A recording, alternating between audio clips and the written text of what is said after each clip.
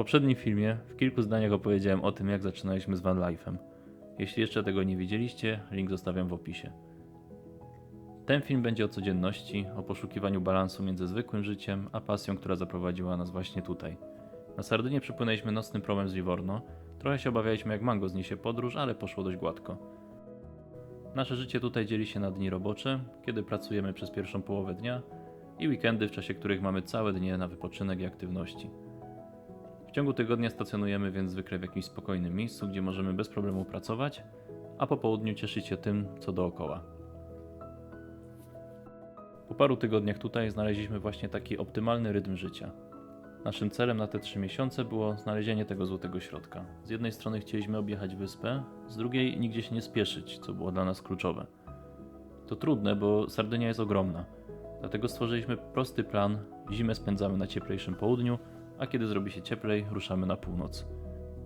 Dobra, dość tego gadania, lećmy z materiałem.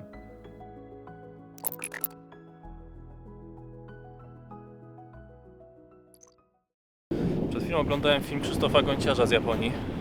Jest tam akurat okres sakury, czyli zakwitu kwiatów wiśni. I no jest tam mega ładnie, ale muszę przyznać, że tu też nie ma biedy.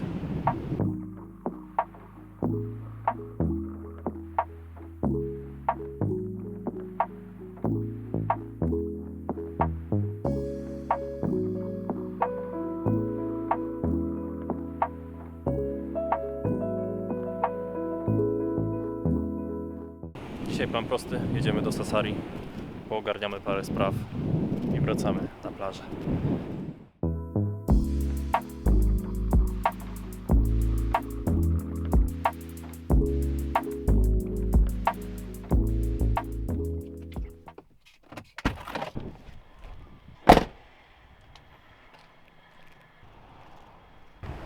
Jedno z naszych odkryć tutaj. W Polsce nie kojarzę czegoś takiego, ale mają tu sklep chiński prowadzony przez osobę z Chin. Bardzo miła pani. I mają tu totalnie wszystko. Patrzcie.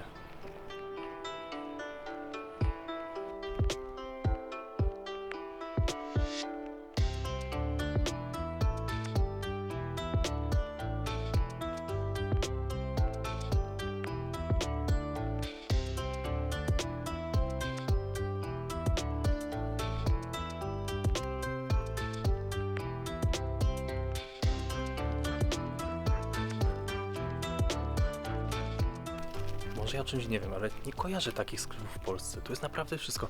Jestem na dziale papierniczym, wchodzę w dział kuchenny, a 2 regały dalej jest dział budowlany. Masakra. Jeden sklep, tyle rzeczy. Jak tak patrzę po tych rzeczach, to ani jednej marki nie znam. To jest wszystko? A nie, dobra, tu są jakieś włoskie rzeczy. Nie wszystko jest chińskie.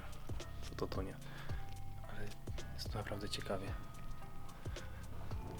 Takie AliExpress, ale lokalne. To już takie przesegregowane, wiecie, nie ma tych najgorszych rzeczy, które musicie zawsze przewinąć pół strony, żeby znaleźć ten jeden produkt. Te rzeczy wyglądają się spoko.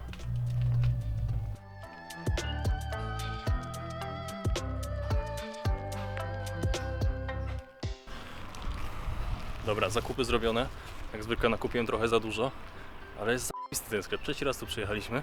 Ja nie wiem, może ja jakiś miałem niefart i w Krakowie nie znalazłem nigdy takiego sklepu, ale nie kojarzę, żeby w Polsce było coś takiego. I w ogóle jak pójdziemy tu do jakiegoś sklepu, nie wiem, budowlanego, elektronicznego, mam wrażenie, że to jest dużo mniej rzeczy niż w Polsce, a w tym sklepie było wszystko, totalnie wszystko. Kupiłem jakąś zmiotkę, której nie było w budowlanym, magnesy, bo obiecaliśmy paru osobom. No i parę rzeczy, których pewnie nie potrzebuję, ale wszystko 10 euro. Dzień dobry. Czy mogę tu usiąść?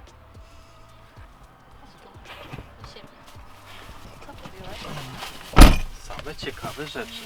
Nie było tego, po co poszedłem.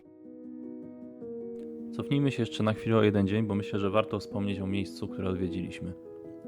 Plaża La Pelosa. Chyba jedna z najbardziej znanych plaż na całej Sardynii. Ale warto wiedzieć, że aby chronić to miejsce, wprowadzono tu sporo zasad. Między innymi na plażę w sezonie można wejść tylko z wcześniejszą rezerwacją, bo jest ograniczona liczba miejsc. Trzeba mieć ze sobą matę podręcznik. Przed wyjściem trzeba opłukać sobie nogi z piasku. Nie wolno wynosić żadnych muszli ani kamieni, a w ciągu dnia jest całkowity zakaz wprowadzania zwierząt. Zostaliśmy tam tylko jedną noc. Było przepięknie, ale mimo że jest jeszcze niski sezon, było dość tłoczno. Spaliśmy na zwykłym miejskim parkingu i tak naprawdę nie widzieliśmy powodu, aby zostawać dłużej. Mimo wszystko warto było tam pojechać i zobaczyć ten kolor wody.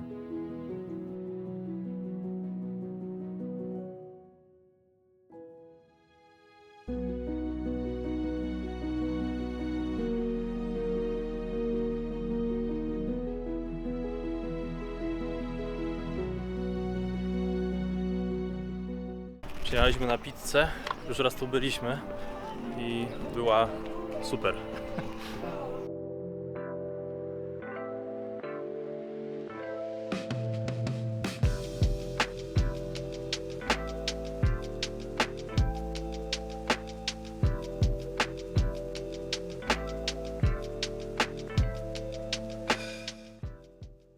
Dobra ta pizza tu jest. Ani to nie jest napolitana, ani to nie jest klasika. Ona piecze się 2 minuty. Trochę dłużej od napolitany, trochę krócej od klasiki. Jest bardzo wyrośnięta, ale chrupiąca i mega nas smakowała ostatnio. Dlatego tu jeszcze raz przyszliśmy. Ta pizza jest w ogóle dość droga. Ona kosztuje około 15 euro każda. Około 6-7 dych nawet. Ale zawsze dają jakąś przystawkę i do tego dostaliśmy ostatnio desery za darmo i wszystko było mega dobre. W sumie przyjechaliśmy do Sassari ogólnie tylko na tą pizzę. My tu nic więcej nie potrzebujemy. Jeszcze wcześniej to chociaż na zakupy jechaliśmy, a zakupy zrobiliśmy wcześniej. W zasadzie przyjechaliśmy tylko na tą pizzę.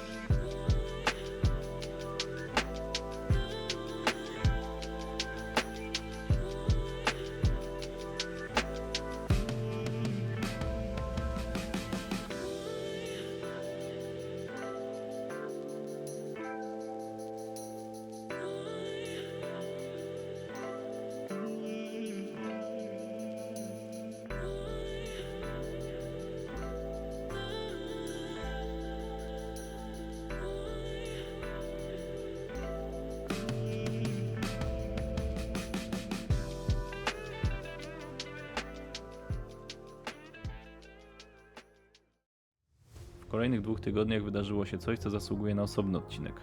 Półmaraton. Tak, zapisałem się na półmaraton na Sardynii i bardzo chciałem pokazać Wam, jak to wyglądało. To będzie kolejny film, na który już teraz zapraszam, a tymczasem...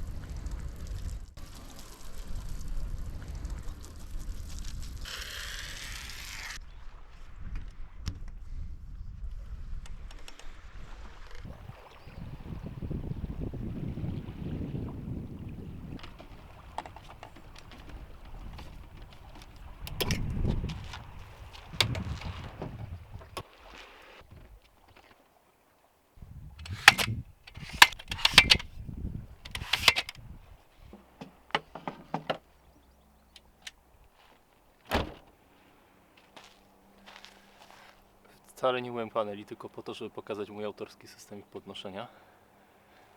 Nie, na pewno nie. Patrzcie, co zamontowaliśmy sobie jeszcze przed wyjazdem. Długo się zastanawiałem, czy to montować, bo trochę to kosztuje. ale mamy system pneumatycznej regulacji tylnego zawieszenia.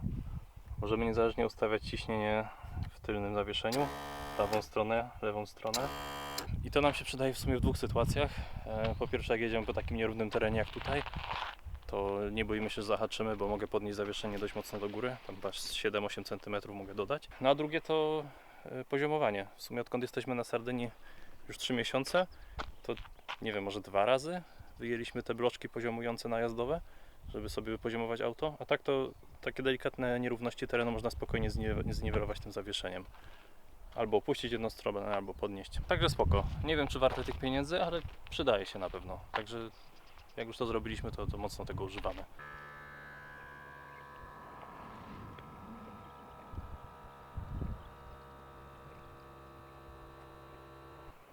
No i wyszło tak, dość sporo. Przód jest dużo niżej teraz. Z przodu planujemy zamontować wyższe sprężyny, jak wrócimy do Polski. Tak, żeby ten prześwit tutaj między oponą a nad kolem był, nie wiem, bliżej 5-6 cm, a nie tak jak teraz, nie, może 2 cm tu jest. I finalnie cały prześwit powinien być dość spory.